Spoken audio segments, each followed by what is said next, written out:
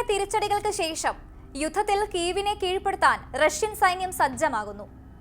Ukraine നഗരമായ പോൾട്ടാവയിൽ Russia നടത്തിയ missile ആക്രമണത്തിൽ 47 പേർ കൊല്ലപ്പെട്ടു. 206 പേർക്കാണ് പരിക്കേറ്റത്. ആക്രമണത്തിന് റഷ്യ തിരഞ്ഞെടുത്തത് യുക്രൈൻ സൈനിക കേന്ദ്രവും സമീപത്തെ ആശുപത്രിയുമാണ്. കീവിൽ നിന്ന് 350 കിലോമീറ്റർ അകലെയാണിത്. 2 വർഷമായി തുടരുന്ന യുദ്ധത്തിൽ നിന്നും യുക്രൈൻ പിന്മാറുമോ? പോർക്കളത്തിൽ പുടിന്റെ പുതിയ തന്ത്രങ്ങൾ എന്തെല്ലാമാണ്? വിശദമായി പരിശോധിക്കാം. കിഴക്കൻ യുക്രൈനിലെ നഗരത്തിലേക്കുള്ള റഷ്യൻ പട്ടാളത്തിന്റെ മുന്നേറ്റം ഒരു പടി കൂടി പിന്നിട്ടിരിക്കുകയാണ്. യുക്രൈൻ നഗരമായ പോൾട്ടാവയിലാണ് റഷ്യ മിസൈൽ ആക്രമണം നടത്തിയത്. റഷ്യൻ അതിർത്തിയോട് ചേർന്ന ഹർക്കീവ് നഗരത്തെ കീവുമായി ബന്ധിപ്പിക്കുന്ന റെയിൽപാതയും ഹൈവേയും കടന്നു പോകുന്നത് പോൾട്ടാവയിലൂടെയാണ്. കൂടുതൽ സൈനിക സഹായം നൽകണമെന്നും ആയുധങ്ങൾ ഉപയോഗിക്കുന്നതിൽ നിയന്ത്രണങ്ങൾ ഒഴിവാക്കണമെന്നും പ്രസിഡന്റ് വ്ളോഡിമിർ സെലൻസ്കി യുഎസിനോടും മറ്റ് യൂറോപ്യൻ രാജ്യങ്ങളോടും ആവശ്യപ്പെട്ടിരിക്കുകയാണ്. കഴിഞ്ഞ ദിവസം മോസ്കോയ്ക്ക് നേരെ യുക്രൈൻ നടത്തിയ ആക്രമണത്തെ തുടർന്നാണ് റഷ്യ ഇപ്പോൾ തിരിച്ചടി ശക്തമാക്കിയത്. കീവ് ഉൾപ്പെടെ നഗരങ്ങളിലേക്ക് റഷ്യ ഡ്രോണുകളും ക്രൂയിസ് മിസൈലുകളും ബാലിസ്റ്റിക് മിസൈലുകളും ഉപയോഗിച്ച് ആക്രമണം നടത്തിയതിന് പിന്നാലെയാണ് പോൾട്ടാവയിലെ ആക്രമണം. യുക്രൈനിൽ 4 ദിവസത്തിനിടെ മൂന്നാമതും റഷ്യ കനത്ത മിസൈൽ ഡ്രോൺ ആക്രമണം നടത്തി. 5 ദീർഘദൂര മിസൈലുകളും 74 ഷാഹിദ് ഡ്രോണുകളും ഉപയോഗിച്ച് റഷ്യ ആക്രമിച്ചെന്നും അതിൽ 2 മിസൈലുകളും 60 ഡ്രോണുകളും വീഴ്ത്തിയെന്നും യുക്രൈൻ വ്യോമസേന അറിയിച്ചു.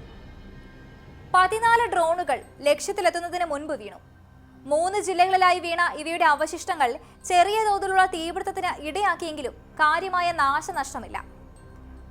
ഊർജ ഉൽപാദന വിതരണ കേന്ദ്രങ്ങൾ ലക്ഷ്യമിട്ടാണ് ആക്രമണമെന്ന് യുക്രൈൻ പറയുന്നു. തിങ്കളാഴ്ച നടന്ന ആക്രമണം രാജ്യത്തെ വൈദ്യുതി വിതരണം തടസ്സപ്പെടുത്തിയിരുന്നു. അന്ന് 7 പേർ കൊല്ലപ്പെടുകയും ചെയ്തു.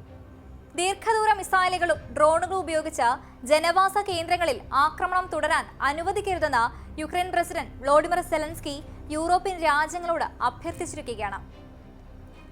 സംഘർഷം അവസാനിപ്പിക്കുന്നതിന് രാജ്യാന്തര സമൂഹം കൂടുതൽ സജീവമായി ഇടപെടണമെന്നും അദ്ദേഹം അഭ്യർത്ഥിച്ചു.